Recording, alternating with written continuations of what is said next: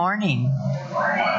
It's wonderful to see so many faces here today and so many smiles. I'm Margaret Drinkwine. Always a privilege to be up here moderating and to welcome you in the morning. I'd like to start, first of all, by welcoming our pulpit guest, Reverend Teague. If you didn't hear him last year, I'm really looking forward to it because he was amazing last year. Also like to welcome our guest musician. I'll try not to mangle your name, Evangelist Spanos. Thank you very much for your inspiring music. And to me, it's always an honor to welcome Joseph Davis and to be able to share the podium with him. Also like to welcome any of our live stream participants. It's always a great way to connect when you're traveling or exploring. At this time, we also like to welcome any visitors or guests. If there are members who've brought or met visitors, or visitors who are comfortable standing up and introducing yourselves and telling us who you are and where you're from, we'd love to say hello to you at this time. There are two guests from Resource Board, Lee Woody and Sonny Cameron. Welcome. Yes.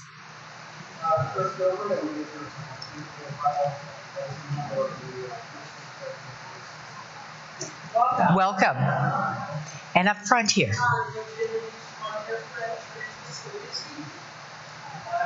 Welcome. I'm Mark. Just moved into the neighborhood. We're walking around.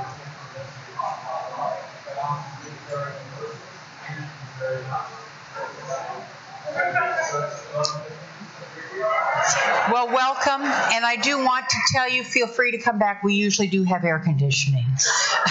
Yes. Welcome. Anybody else? These lights can be brutal. There is a welcome table in the lobby. We'd invite you to stop by for conversation after the service is over. And once again, welcome to everybody.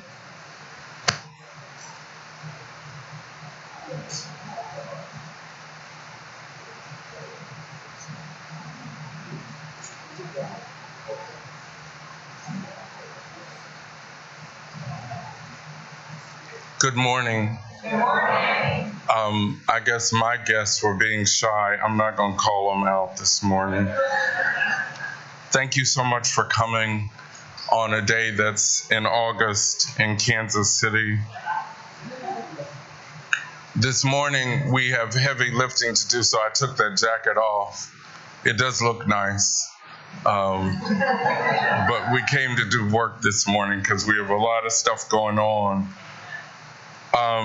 I usually do a sermon called Poetry is Dangerous, where I feature some of my own poetry, and I talk about the power of poetry, and I make the audience write a poem. Boy, y'all got off easy, didn't you?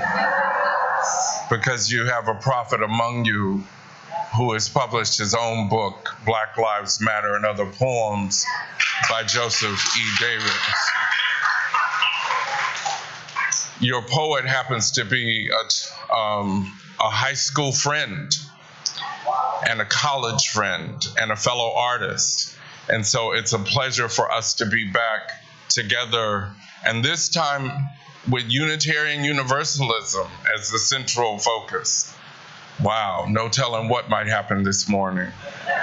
From Poetry is Dangerous by myself, poetry is now wanted. It has been declared even more dangerous.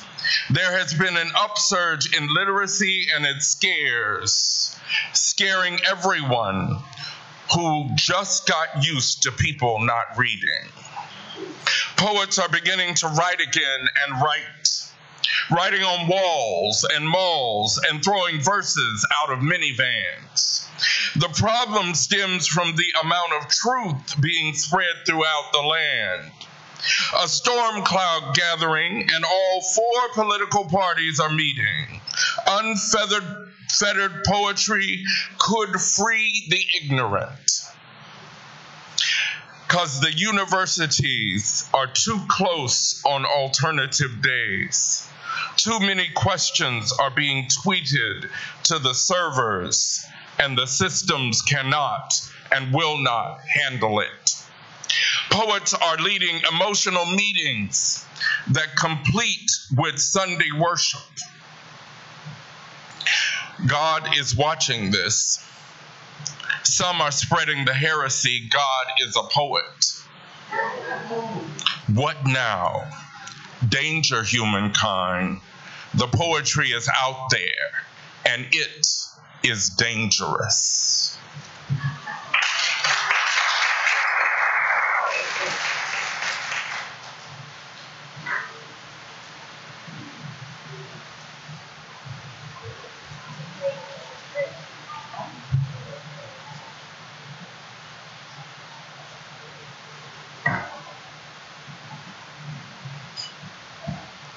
Good morning. My name is Savannah, and I light this chalice for the inherent worth and dignity of every person.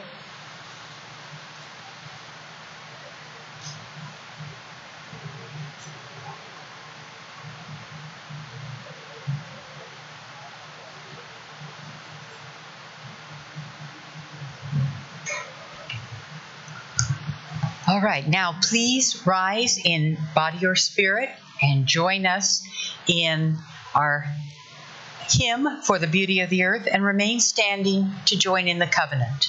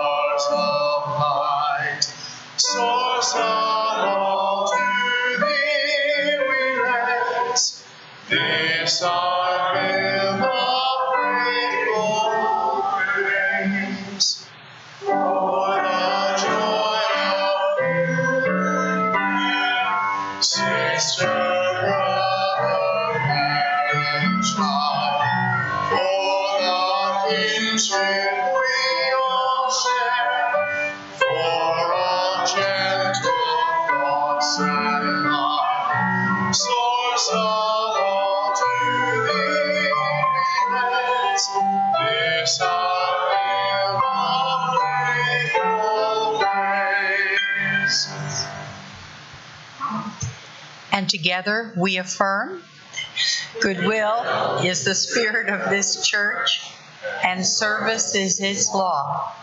This is our great covenant, to dwell together in peace, to seek the truth in love, and to help one another. And now we will sing our children out to their classrooms.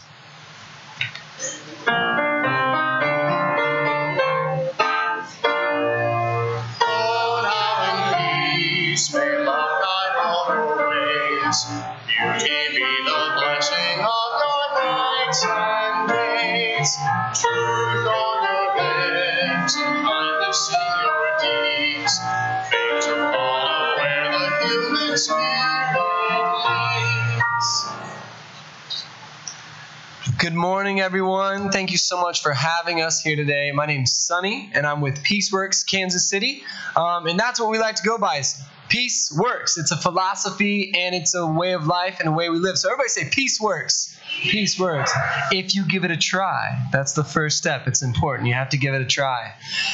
I was very saddened this week, and I was brought joy to see Savannah up here lighting the flame, giving us hope for our future. But equally saddened when last Thursday you can witness photos of a bombing of a school bus in Yemen by a Saudi-backed, U.S.-backed group using U.S. bombs on Yemenese children. And here with Peaceworks Kansas City, we seek to imagine a world without war and its weapons, and what that looks like. And what it looks like to me is much like this: people coming together despite our differences from all unique backgrounds, and that's what we believe and seek to support through Peaceworks Kansas City. We focus on drones, nuclear weapons, and all different forms of militarization and acts of violence. I was very honored to hear that this church itself in 1988 pronounced itself a nuclear-free zone, so give yourself a round of applause for that. I would be horrified to know of a church that possessed nuclear weapons, but we've seen it in history. Father Zabelka, who was the priest that blessed the bombers, renounced his blessing years later after discovering what he had been guided to do and, misguided to do, and he took that back. So I call all of you to come join us, Peaceworks Kansas City. We'd love for you to be a part of our group. Come and participate in our activities. We have a big fundraiser, the Unplaza Art Fair, which I'm sure you're familiar with because you all have been such wonderful hosts for us coming up in September. But we would love for you to support us today with your offering. All of your offerings go straight into our program. We really don't have paid staff or anything like that. It goes straight into all the good work that we're trying to do here in Kansas City. Anything from supporting our youth with the Urban Rangers Corps all the way to any of the activities that we do promoting lots of educational and awareness programs involving the industrial military complex as well as violence in all its forms, trying to show that peace works. Everybody say it again. Peace works. That's right. So thank you all so much. So today, any cash offering will be split 50-50 with All Souls and Peaceworks. And if you write a check, you can put in the memo if you would like it to go to Peaceworks Kansas City or how much of that to go to Peaceworks. We love and appreciate your support, and we hope to see you at some of our events coming up in the future. Thank you all so much.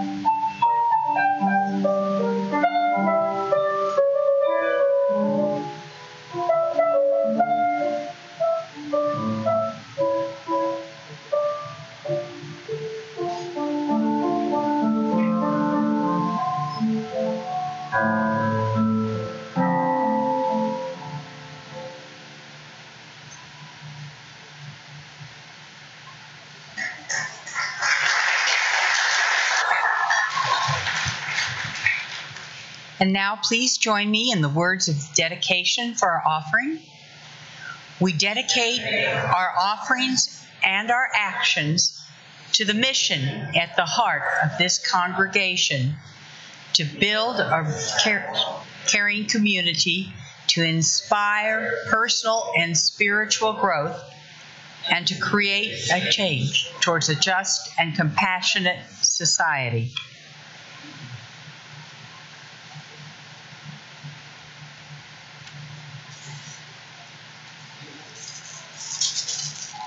I'm not Joe Davis. I'm the short one.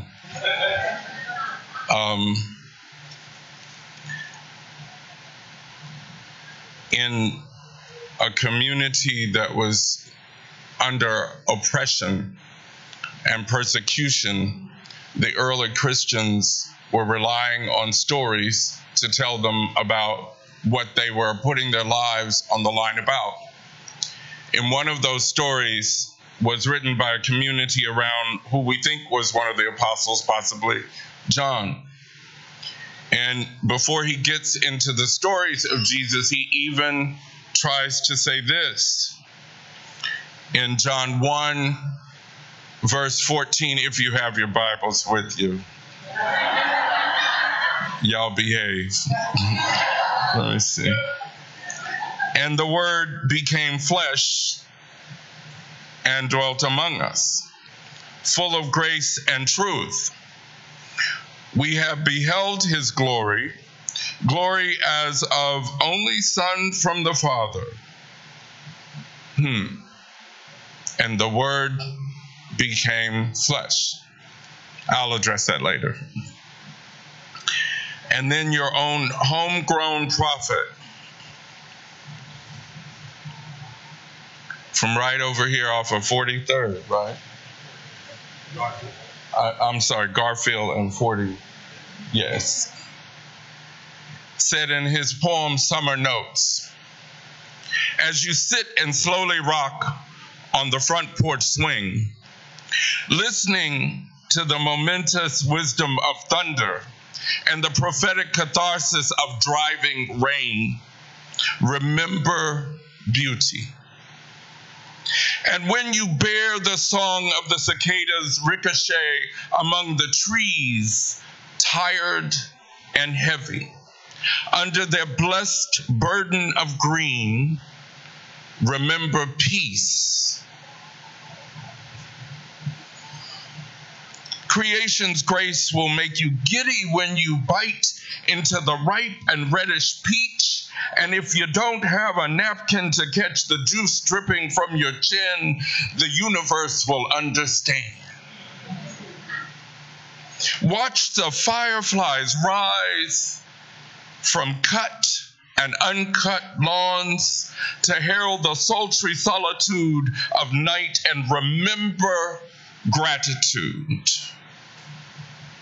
And I love watching you gaze at the birds scattering like jacks tossed from a child's sticky hand, because you never cave into that nameless fear that tried to invade our serenity here. Because compassion thrives in summer, like lovers on their way home to make sweat and babies under the humid moon, while brooding pigeons are cooing their approval in simmering syncopation to the raucous roundelays of crickets, of crickets, of crickets. I have a book from our other poet this morning, young Hughley, signed for Joe.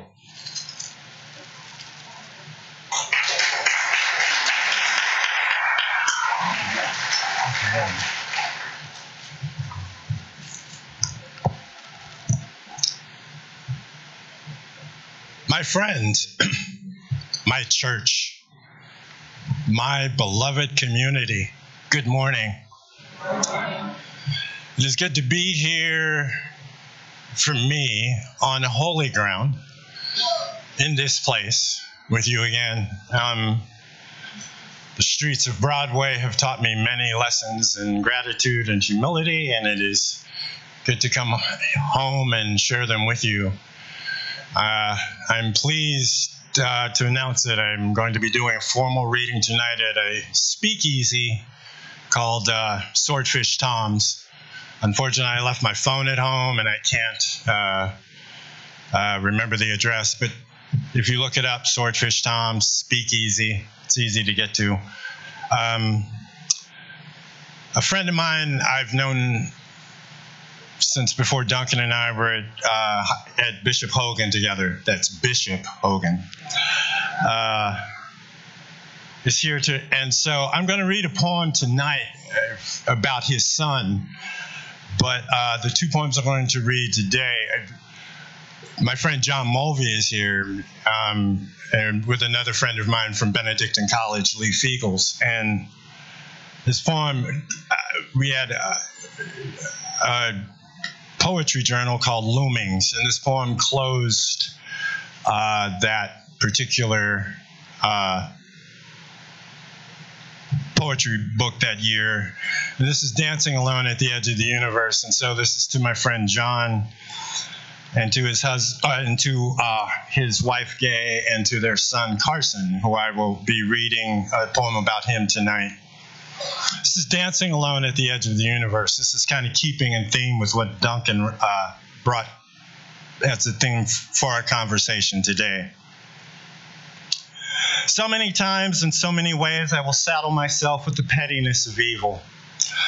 And when looking for shelter from that venial or mortal burden of evil exhausts me, and I manage to look past the hypocrisies, betrayals, and dogmas of belief, disbelief, and unbelief, I have wastefully stretched my reality into.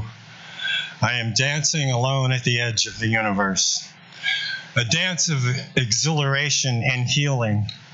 I kick up cosmic dust and asteroids while loudly laughing in the newly unknown umbra of Pluto. Such moments come in the burst of a milkweed pod, the wind blowing on my bare feet in bed. Even in the tiresome toil of bussing tables, even then this dance is very lucid, very real, transcending the tedium by leaps and bounds. There must be a glint of malice in this here atheist, who, while rejecting the notion of someone or something bigger than our absurd and bumbling selves, still recognizes and longs for that inextinguishable spark of greed and licentiousness, and gathering humanity into mindless, dictated herds. And the cosmos only knows how many righteous tongues of fire, apparently ignited by brimstone, replicate in a mind replete with the Pharisees' religiosity, twisted deeds and atrocities done in the name of God, who seems to require 2/3 majority to pave that well-intentioned road to paradise. Astronomical in their extreme success, isms of both ilks simply want to engulf the universe in that gaping gyre that first frightened the poor falcons and desert birds. But somewhere, past that farthest star we can see with our beady little eyes, is a source unstratified and unannihilated by the dictums of dogma. And once we've hacked ourselves and that farthest star into the bite-sized oblivion we were craving, perhaps that source will only swallow us to belch us and spew us all prime matter and pure potentiality back into the very cosmos we cringed from in the beginning. But until that time comes, I content myself with dancing alone at the edge of the universe. Thank you.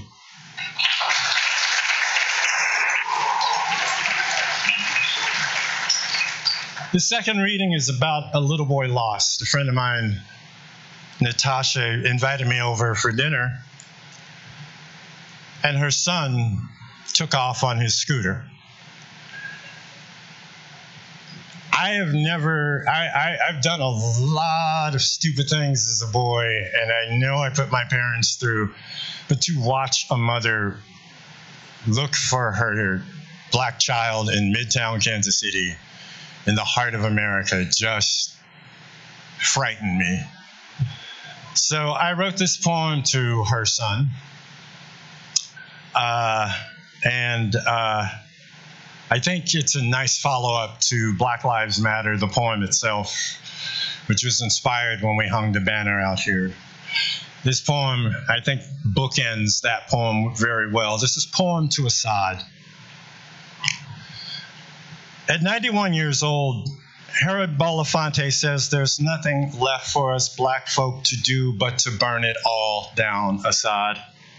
So before you discover and ignite the friction that turns your energy into spark fire, before you go speeding off into the maturity of black manhood in this country where violence buttresses myriad fantasies of toxic masculinity, I share with you these fevered, procrastinated lines. I still remember that autumn Sunday you took off on your Blade scooter, past the boundaries your mother set for you as she threw down on an Ethiopian supper feast she invited me over for. And I arrived to a woman frantic with panic and anger. I swear if that boy's all right, I'm going to kill him. Suddenly, Assad was lost. I was too scared and angry to laugh. Suddenly, you were this man-child of Midtown Kansas City, lost in the heart of the city, in the heart of America, a land promised to the descendants of the founders and settlers, but not us, Assad. This land, these promises, like that quaint notion of innocence, none of these were meant for folk who look like us. Turns out you zipped your scooter to 37th and Walnut to Gillum Park, and when we found you, you were nonchalantly standing, watching friends play softball. Your scooter tossed aside like the instruction your mother gave you. Don't go too far. Dinner's almost ready.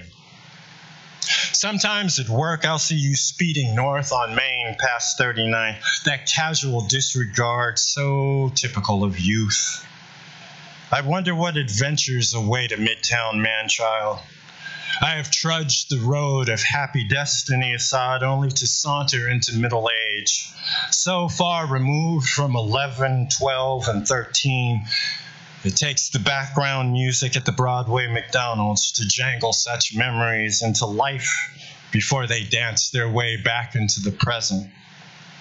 So before you go speeding off after driver's education, before you put your growing feet under your mother's table that you helped set, before that one racist slight too many compels you to take up real and existential torches to burn down Babylon, to burn it all down, Assad. Secret paths and patterns our oppressor can never measure, like when a cop stops us, and they will stop you too, Assad. What they've measured, what they've comprehended stunts them into goon squad animus.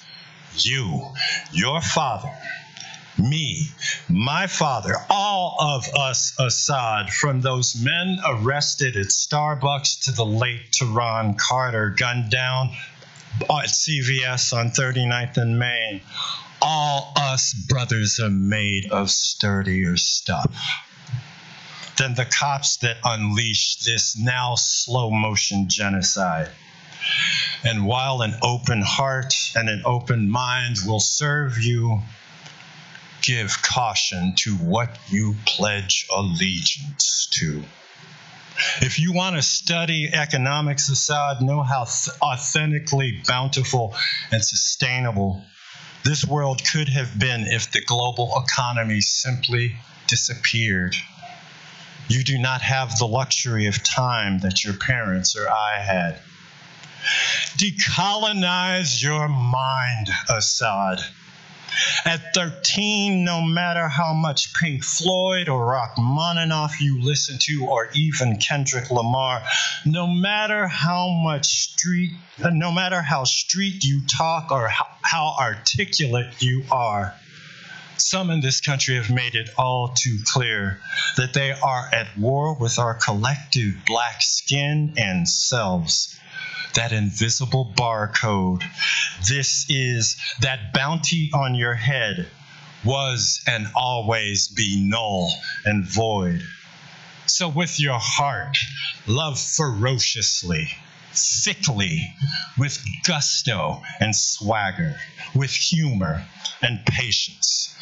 A sometime and kind of love for anything or anyone facilitates a logic of submission and most likely surrender.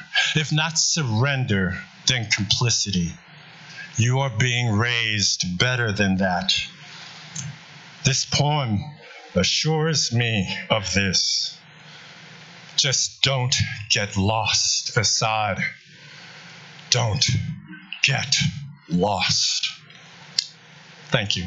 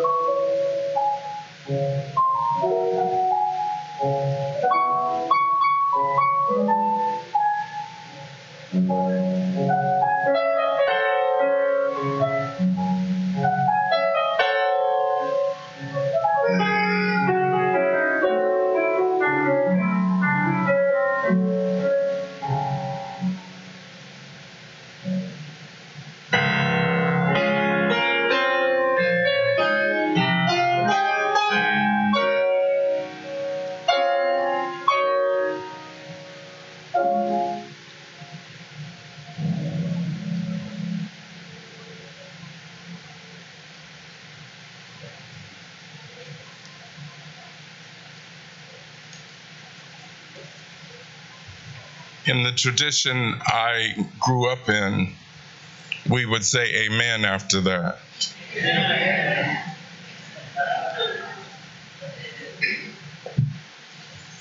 I will go ahead and give a disclaimer that there are some adult phrases and words we have sent the children out, unfortunately. Whenever we do that, we send out a lot of energy from the room, but I'm just going to give that disclaimer. And Joe's already used most of the bad words I was going to use anyway. Thank you to everybody at All Souls who worked to get me here. Thank you, Reverend Dr. Gibbons Kendall, for being here, even though you're supposed to be sitting on a beach somewhere. Thank you. She has been a wonderful host all 3 times that I've been with you, and her staff and all the folks associated with having us come in during the summer have been phenomenal. You need to know that.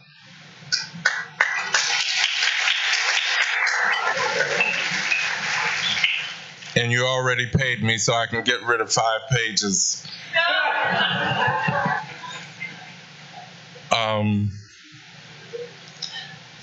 I'm dedicating my sermon this morning to some important people in the lives of both me and Joe, and sometimes just me. My teacher here, Miss Kathy Brown, who made me capitalize the B in black, because in 1st and 2nd grade, and I think she was my 4th grade teacher, she told us how important we were over at Mary Harmon Weeks on Indiana. Joe and I had the privilege of working with Sister Catherine Delaney. She taught us that aesthetics was not optional, that it was a philosophy. And I've taken that with me, because y'all could have put just gray carpeting out there. We could be worshiping in a bland space without this beautiful tapestry. And if we take it down, there'll be something really important going on here. Because aesthetics is not optional. And so I'm going to tell Assad, don't get lost, and also remember beauty. Because that's what your prophet told us. I'm also dedicating it to the men who helped me become, and the women who helped me become somebody who could appreciate poetry and somewhat perform it.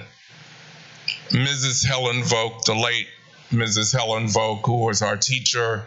She was our diction teacher at Benedictine.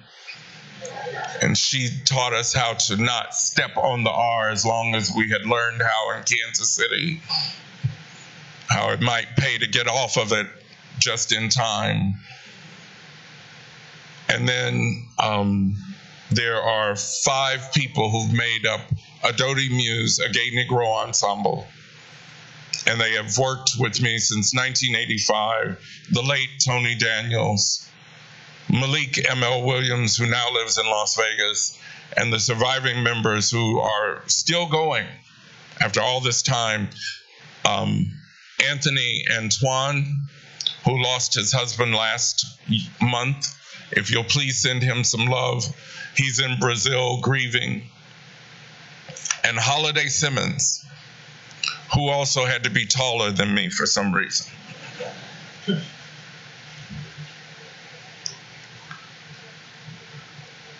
We had to do poetry. And we did. Because we were facing the epidemic that nobody in the African American community and few in the white community wanted to deal with. And so we said, we are proud Black gay men standing tall with our heads held high. Because how dare we? And 2 poets this spring did the same thing by publishing those dangerous words, Black Lives Matter and other poems, and images finally in focus by young Hughley, who decided that at age 60-something, maybe it's time to set his black gay life free. I wonder if it's time to set your black gay life free. Amen? And somebody's going to go home, well, I'm not black and gay, Duncan. Well, then set yourself free anyway. And get off that poem that you've been sitting on for 20 years. Did you hear me? That book of poetry that's eating at you, it is time. Remember beauty, not because it's just pretty, like me.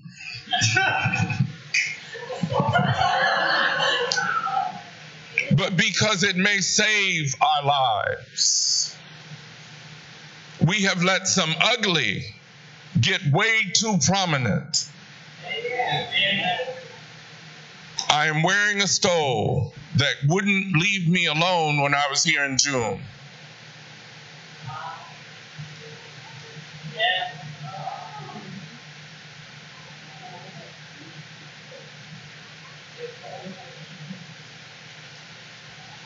Why wouldn't it leave me alone, y'all, in June? Because it was the right price. And it has children of color. Enjoy. Like Rashad was. Like Rashad was when he ignored his mama's warning and went down to watch soccer. They were just having fun. Because that's what you're supposed to do as a child. You need to be careful of the boundaries. How many people in here had like a 15 or 20 mile radius when you were Rashad's age to play in? Look around, y'all. The young folks are in here going, you had 20 miles to play in? Isn't that child abuse? No, because we didn't live in this kind of world that we live in, where it isn't safe for children at all sorts of borders.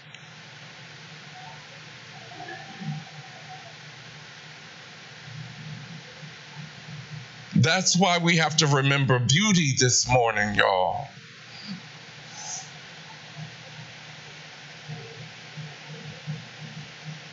In summer notes, Joe takes us back to Kansas City on a porch when it was about as hot as it is in this room.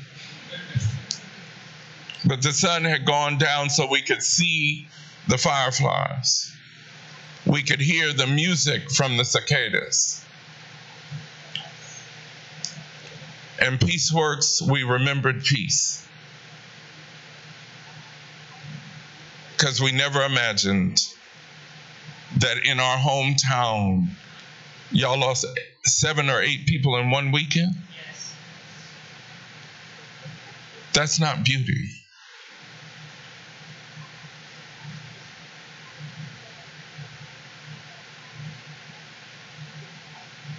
So we might have to write a poem that is beautiful and powerful enough to get us through. You might have to take out Joe's book while you're meditating and do like Mary Ann Downing, a very dear friend of myself and my husband's, who opened her poetry book up while she was meditating on her daughter who is going through a divorce. This is similar to what some Christians do when they're meditating and pray, and they open up the Bible and they put the finger down. And lo and behold, the verse speaks to them. Mary Ann did this with a new poetry book. She opens it up, she puts her finger down, and what did the poem say? It said, "To my daughter." Let me see if y'all put anything in the water this year.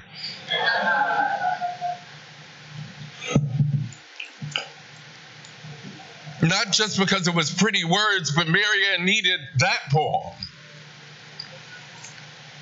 Humanists, hang in there.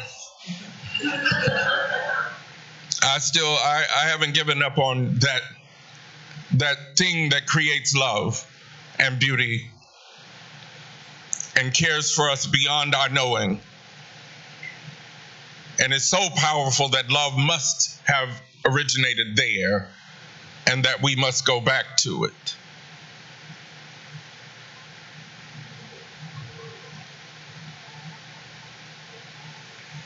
Y'all actually do believe in what I'm saying, and I'll tell you why. Because there are verses to songs that when it comes on, you change. And you tell who's ever talking to you to shh. That's my song. Huh? And you're no longer standing in the den. You're back in 19-something or other. Okay, for some of y'all, 2000 and something or other. And you feel by that second verse like you did when we were in Hogan's Gym showing everybody how to dance. And even if the person is long gone, they're there with you by the third verse. Remember beauty.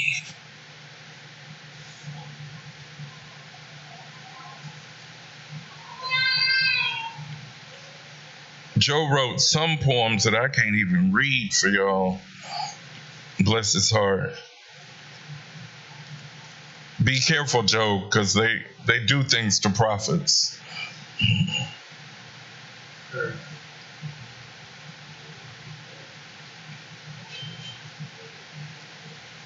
When John Wayne rode so tall in the saddle in the little black and white box, later clouded by color, we didn't cringe in awe or fear. We hissed in outrage.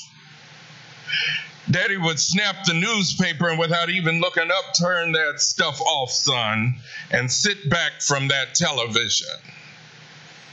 Now, y'all don't imagine these big screens. It was maybe as big as this part of the podium. John Wayne doing the cowboy thing could actually make Mama pop her chewing gum in disgust. And when she rolled her eye that one certain way, hell, even the Marlboro man couldn't mess with her. Mom and Daddy knew the little black and white box transmitted hidden deceptions meant to destroy little black boys, such as the white man like John Wayne being proud of his plunder and prejudice. John Wayne, oh, so tall in the saddle, in that colored cube of illusion, didn't make me proud to be an American, and I damn sure didn't want to be no cowboy. I just wanted to kick John Wayne's racist you-know-what. He made jeering a Chinaman or killing an engine so cool by simply riding off into the Technicolor sunset. So macho and chic with that rugged je ne sais quoi that made hate as fashionable as alcoholism and euphemisms. Oh yeah, Hollywood put John Wayne in the little black and white box, made him ride oh so tall in the saddle that he made us laugh here in the ghetto while other folks somewhere else laughed every bit as hard at Amos and Andy. That's from Mr. Davis, John Wayne in the Ghetto. Pretty dangerous words. We have to put them out. I think Joe, because I know Joe's life and he will preach his life, I can't do that. And he ain't suing me. But I know Joe been through it. And when I heard that he had published a book of poetry, and I haven't published mine yet, I'm like, Joe Davis? And then it hit me, yes, of course, Joe Davis. Because Joe has lived a life of beauty and pain, and he's lived to the point where he got something to put on the page. And some of y'all got something to put on the page. Let it out. It might save somebody. This letting the word out is so important that in John, while he's introducing to a group of persecuted new followers of this man Jesus, who have believed in the word, followed the Hebrew scriptures, we think they may have had a little bit of Mark and some letters with them. But they're being persecuted, y'all. Chased, abused. And somebody following John says, and the word was made flesh and dwelt among us. I'm not going Baptist on y'all. Hang in there. So important was the verse that he wanted you to know that it became something important to us and was there with us. I wouldn't dare do a sermon on poetry without telling y'all that we live in a time when we may need some poetry to dwell among us. I'm looking at a friend from college. He's already been called out. I shouldn't make him stand, but I'm going to be nice. Who in my preparation for this sermon, he didn't know that God or whomever, or maybe the goddess of poetry, had him talking to me about his next project. His next project is going to be working with people in addiction. And he's a comedian and an actor. And they are risking having him come in to bring beauty in the form of comedy into this addiction place. Why would they do that? Because when you laugh, you let go of some stuff. I can say almost anything to y'all because I've already made you laugh. And you paid me.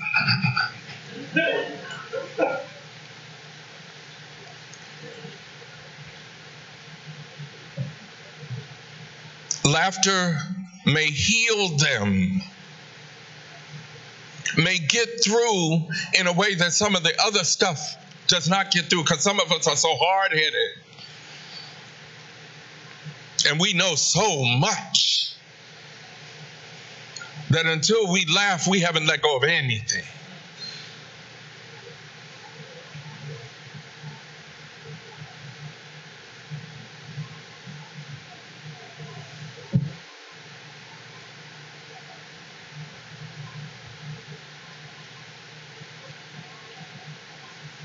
Gratitude glows with each breath.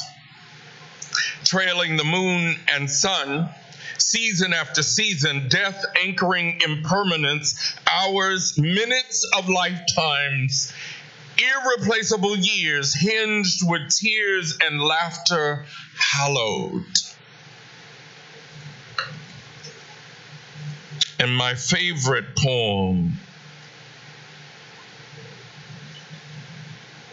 because words are so important, that young Hughley's friend, his straight friend, wants the word gay back. He said he wanted it. Return to his straight world. Word hijacked by a minority. My good friend explained, a term no longer could he use to express gaiety for things. Straight people don't say they are straight. Do I tell him that it was a better choice than faggot, pervert, or queer at the time taken? Do I say the straights labeled us first with terms unacceptable abuses and asylums? Do I tell him once upon a time a people created a community, called it gay, affirming themselves? Uneasiness, boxes, and labels. No one owns the word. He can use it. We should charge him whenever and however. We'd all rather be called by name. We'd all rather be called by name, known for who we are. Now that I have removed my mask, not feeling the need to man up to be in his presence, do I silently enjoy his frustration for loving me? Perhaps the question is his. Why my proclaiming my pride, a part of me, disturbs him so much?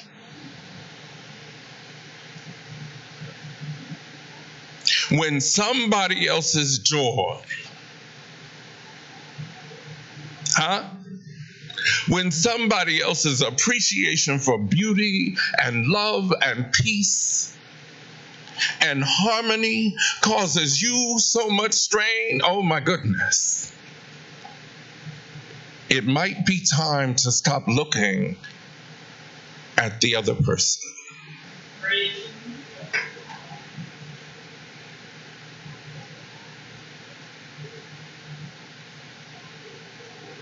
Young waited 60 years to set himself free.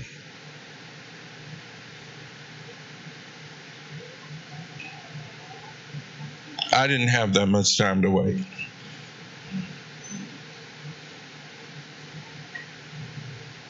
I wasn't sacrificing my life in somebody else's ugly to take away my appreciation of beauty.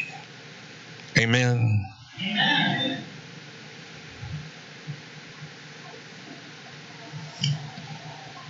It's all right. I only got 3 pages with the 5 I took out.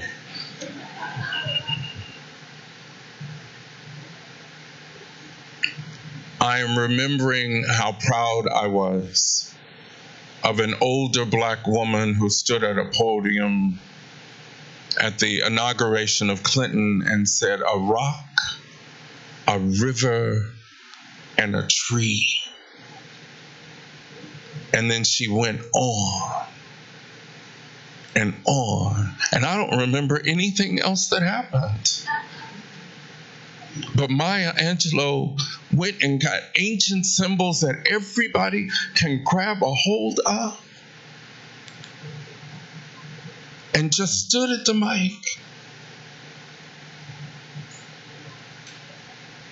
There can't be anything more beautiful, more dependable.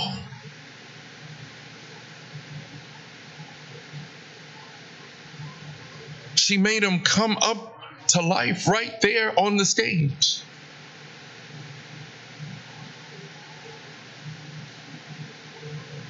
Don't sit there and withhold that gift. Maybe you're supposed to read at the next inaugural.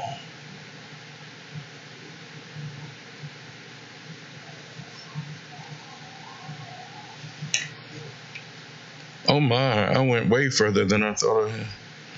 I only got about 3 shucks. Okay. We can all go to brunch in just a little bit.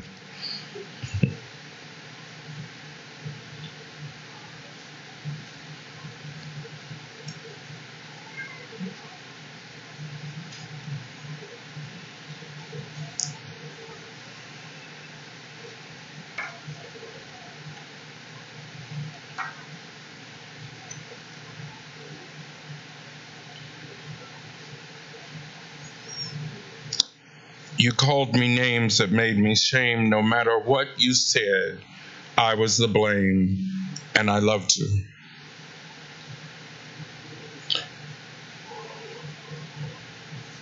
That's the wrong poem. I'll make you read the rest on your own. How about My Poetry by young Hughley? My first attempt was to explain my poetry to myself.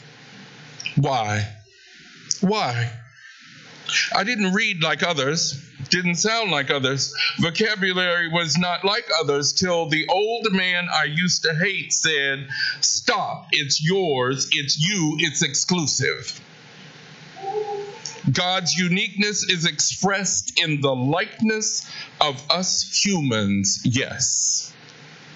I thought her way of giving us a kiss, firmly holding us with both hands, his assurance with a smile, pushing us forward, whispering, "Do you? Do you? Do you?"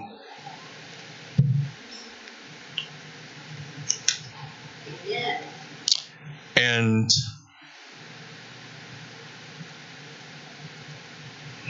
Joe, I'm going to find this poem.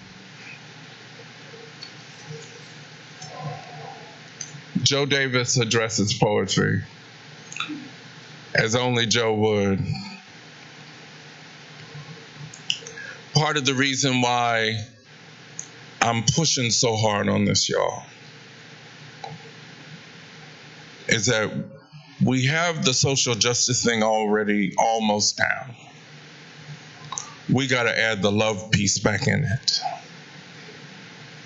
And it has to start with us and our powerful love, so powerful that we let out these messages and these poems that we've been sitting on.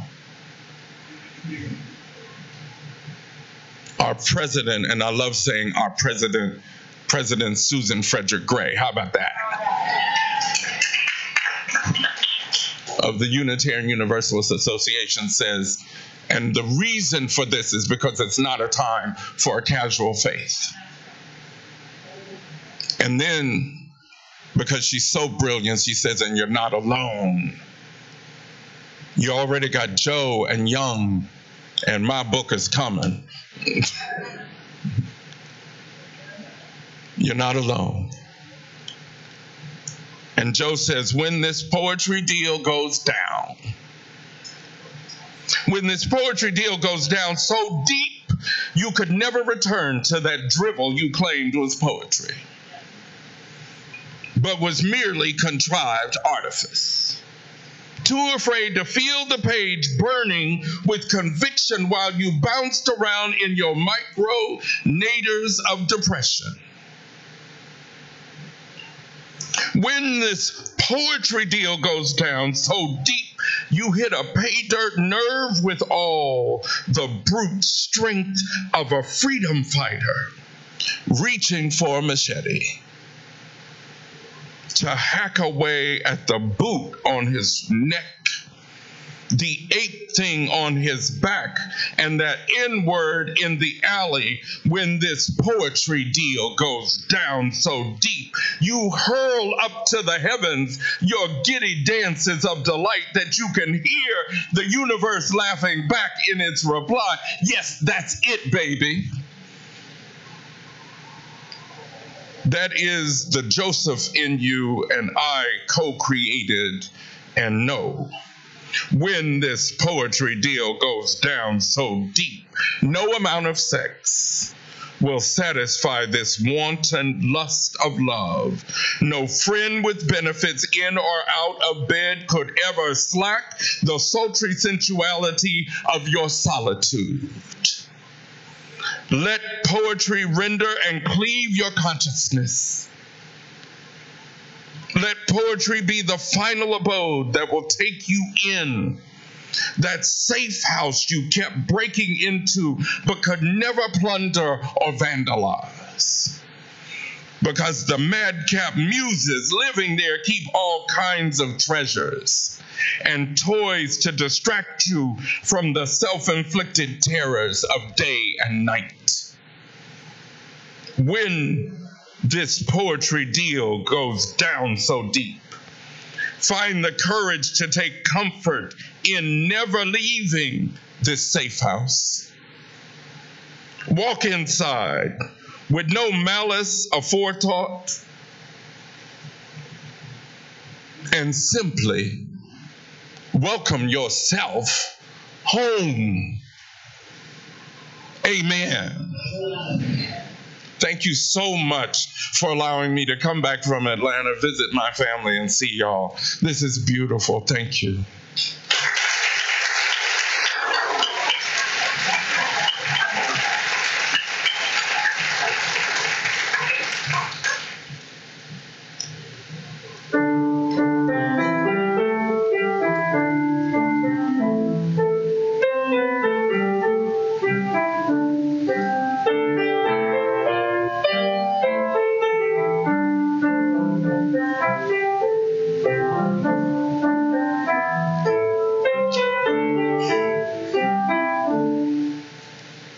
What wondrous love is this, O my soul, O my soul? What wondrous love is this, O my soul? What wondrous love is this that brings my heart such bliss and takes away the pain of my soul, and takes away the pain of my soul. When I was sinking down, sinking down, sinking down. When I was sinking down, sinking down. When I was sinking down beneath my sorrow's crown, friends to me gathered round. Oh my soul, oh my soul. Friends to me gathered round. Oh my soul.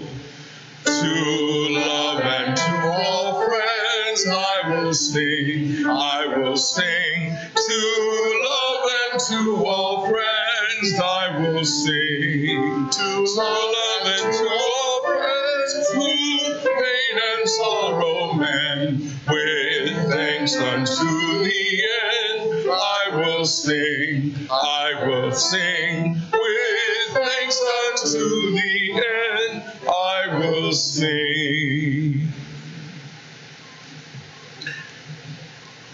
May the poetry in your heart and in your soul be set free. May you remember beauty and find your way to that safe house waiting for you to discover yourself free and whole and loved. Have a wonderful week. Amen.